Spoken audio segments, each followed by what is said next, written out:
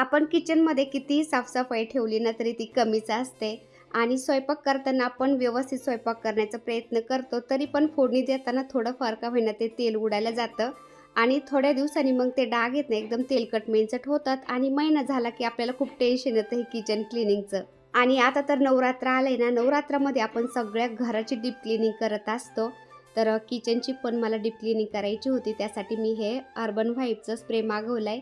हा स्प्रे इतका छान आहे ना, किती मेंचट डाग असले ना त्याच्यावरती स्प्रे मारायचा आणि 30 सेकंद ठेवायचं फक्त आणि कपड्याने पुसून काढायचं. कितीही मेंचट डाग असले ते एकदम इझी निघल्या जातात.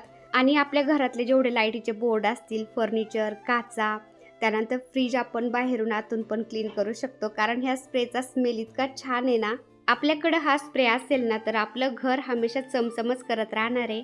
नवरात्राच्या क्लिनिंगसाठी तुम्हालाही हा स्प्रे मागवायचा असेल तर त्याची लिंक मी वरती टॅग करते.